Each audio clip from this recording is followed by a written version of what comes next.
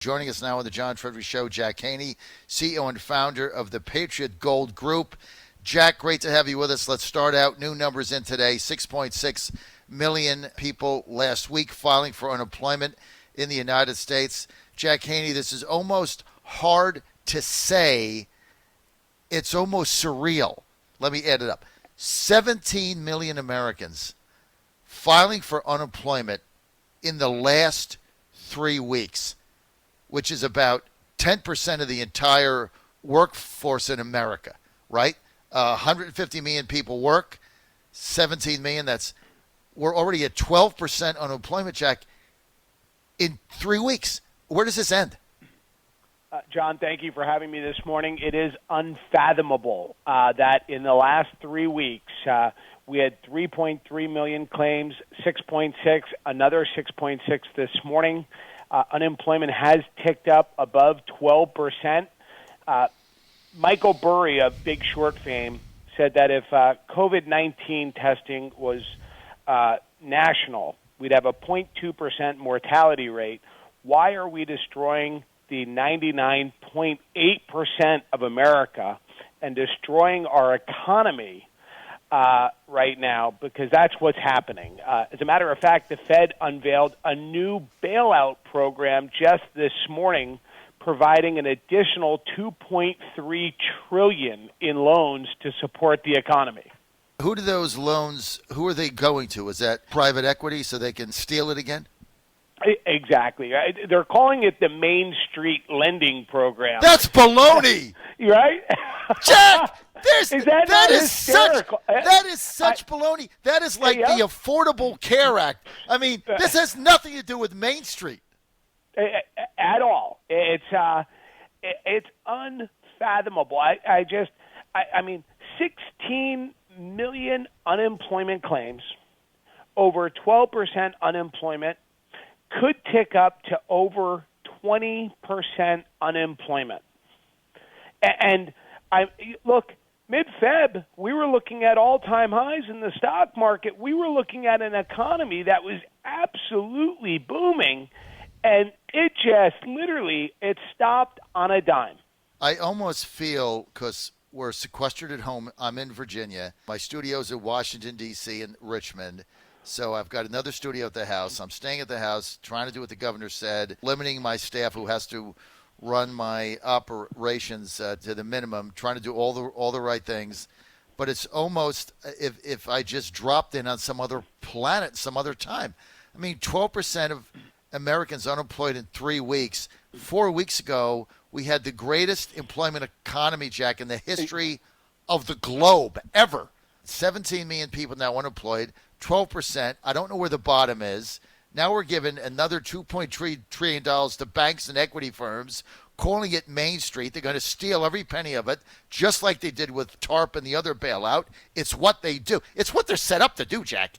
And my thing is, all of the models are wrong, right? Look, Jack, 5 days ago, right, the University of Washington model said up to 240,000 people could die. 5 days later, it's downgraded to 60,000. How the hell can you be off by 75% in 5 days? That's a big number. They came out with 100 to 240,000. I think we're at about 15 deaths nationwide right now. The fact that they have shut down the economy, New York City, Las Vegas, there you are. You're working from home in Virginia.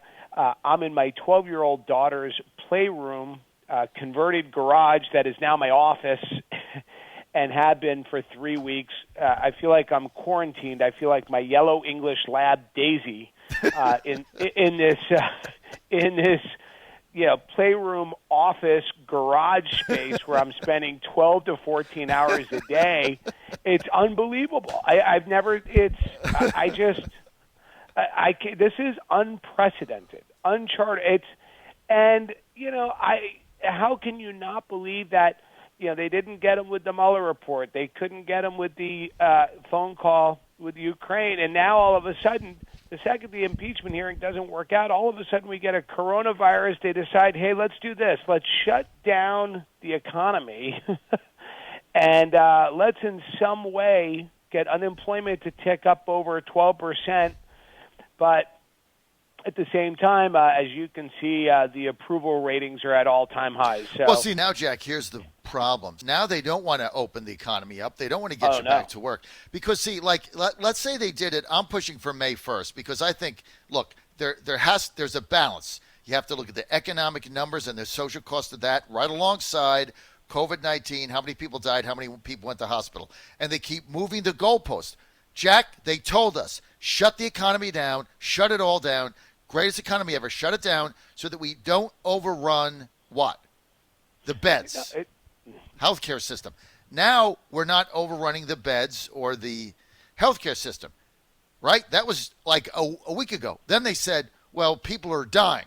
Now the percentage of dying is coming down as a percent. Okay, now they say, well, we can't open the economy up until we have plasma tests for everybody or whatever. Tomorrow it'll be something else. They don't want us to get back to work because they're afraid if we open this thing up, Jack, May 1st, and the economy comes exploding back, Trump is going to win again. Yeah, exactly. They just keep pushing the goalpost back. Right. They're saying, no longer is it May 1st, but it's June 1st. I know my 12-year-old daughter is in 7th grade. Initially, she was going to be out of school for a month. Then it was 6 weeks. Now they have said up until the summer, so she'll return in the fall. But what they're doing is they're doing everything they can to extend this to the summer months to lead up to the election. So there is the highest unemployment in the history of the United States, and this economy comes crashing down. I mean, it's unconscionable what's going on right now. I'm the CEO, senior partner, and the owner of Patriot Gold Group, and I've been saying to my clients and saying to my family and friends, it's almost like I'm an employee of Walmart, and it's every day's Black Friday because the incessant onslaught of inbound calls and IRA applications and panicked retail investors, I've never seen anything in my 23-plus years in the markets incite such panic like this has. What's our way out of this, Jack Haney? Jack Haney is with us. He's a CEO and founder of the Patriot Gold Group. He's been a trader. He's been an investor. He's been on both sides of the street. He gets it. He also knows that the $2.7 trillion loan package that they call, what did they call it, Jack? Main Street? Wait. What? The Main Street Lending Program. let's just call it the Main Street Lending Program to ensure, and the reason they named it that, by the way, John, is to ensure that credit flows to small and mid-sized businesses. Sure. Okay. Yeah, I buy that one. It's just like that old adage of, you want to impress someone or you give them a title. All they did was they named it this to give it the impression. And unfortunately, a lot of Americans are so impressionable, they'll actually believe that this lending program is going to small and mid-sized businesses, but we both know it isn't. No. Small businesses aren't going to see a dime of this money. This is going to private equity firms for mergers and acquisitions to actually put Main Street out of business. It's actually the exact opposite.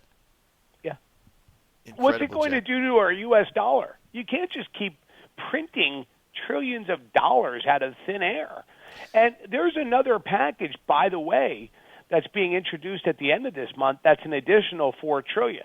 So we're going to end up in excess of $10 trillion. It's really the fourth coronavirus COVID-19 rescue package. The first two were the repos. Then there was the injecting of the liquidity. Then there was the $2.2 trillion. Now there's another $2.3, but there'll be another $4 trillion at the end of the month. And what will that do, Jack Haney? Had you ever seen those old photos of when you have a wheelbarrow full of U.S. dollars going to get a loaf of bread? I mean, really? I mean, that's what you had in Germany during the post-World War I. Weimar Republic after World War I with the reparations. They would get wheelbarrows for a loaf of bread. The Confederate dollar back during the end of the Civil War became worthless. Basically, you would have wagon loads of it to buy a meal. So it's the same thing. I mean, you print money and then all of a sudden it's going to collapse. But, Jack, what is our way out? our way out is to, for one, we have to start opening the economy in certain areas across America, like Trump's been saying. Larry Kudlow has said the same. We have to open up throughout the Midwest, smaller, specific areas. We've got to get the economy back. You have to. Look, with what's going on in New York, New Jersey, I think California has successfully flattened the curve some. I think working from home, stay-at-home businesses, we got to get operational again. We have to look into other areas of the country. We got to start reopening the economy. Even if it's, look, if we reopen the economy, even just in certain designated areas, the amount of confidence that will instill in the American consumer that we're at the tail end and on our way to a recovery here will speak volumes. So that's where we need to be. A lot of us now in media are pushing back against the trampling on our liberties, the closing businesses down, the economic collapse. I mean, I've been one of the people on the radio in America that has been demanding now that we put the economic toll right side by side the virus toll. And look, we understand, I mean, the number of people dying is horrible. It's a terrible disease. It causes a lot of suffering. It's painful. It attacks different people in different ways. And we certainly, Jack, all of us have to maintain common sense. Don't shake hands, wash your hands, do the elbow bump. If you're comfortable, wear a mask. You don't want to expose yourself or others in any needless fashion. But that doesn't mean you can't work. Exactly. Look, there's been other pandemics. There's been other health crises. Never before in my 50 years have I seen the economy shut down. Have I seen New York City shut down, Las Vegas shut down? It's nuts. It's nuts. It's nuts. It's nuts. You're looking at it's nuts. We have 14,000 fatal cases, 432,000 confirmed. 432,000 confirmed cases, 14,000 fatal. Okay, but you can't shut down the entire country over something like this. You can't destroy the economy. Okay, again, I want to get back to, we were told we would shut down the greatest economy ever and put 20 million people out of work because we didn't want to overrun the healthcare system. And we didn't want doctors making decisions about who to treat and who to allow to die, right? That's not in America's DNA. We got it. So we went with it, and we went with the social distancing, and then we went with the shutdown, and then we went with the you can't walk your dog 3 times a day, and then we went with the 1-800 neighborhood rat lines, and we've gone with all this now for a month, right? And our hospitals are not being overrun. Jack, it's not even close to that. All the projections are way off. Now it's the number of people dying. Well, we understand that's bad, but 7,900 people die in America every day. So it's not like we're unaccustomed to that. That's the way God made it. So now it's, well, we can't go outside until everybody has some kind of a plasma test or something. Tomorrow, Jack, it's going to be something else. And a lot of us are looking at this saying, okay, here's the question. If Hillary Clinton was president or Barack Obama was president right now, would the Democrats be clamoring for a shutdown until September? That's the question. And until somebody can look me in the eye and answer that, it's nonsense. Because, Jack, you know what the answer is? No. Absolutely not. They'd have small businesses having their doors shut, people wearing masks, and just being admitted into those small businesses after maybe their temperature was taken. There would be extreme measures, but certainly they wouldn't be shutting down the economy. No. They wouldn't be closing small businesses. Restaurants wouldn't be closed. What we see going on right now, as we both know, is unprecedented. Mm-hmm. Well, and all in the effort to defeat Trump in 2020. They got to get him out. It's like Malcolm X. The means justify the ends. Whatever it takes to get this guy out so that they can recreate the country in some warped socialist view. or whatever it is that they're trying to do. Have we not seen this over the past 3.5 years? I mean, literally from the very day he took office, there was the Mueller report. The second the Mueller report provided that it was inconclusive, that he had done nothing wrong, they went right into the Ukrainian phone call, almost literally at the very tail end of this, frivolous impeachment hearing regarding a phone call. We go into this. I mean, can't you see it? It's so blatantly obvious.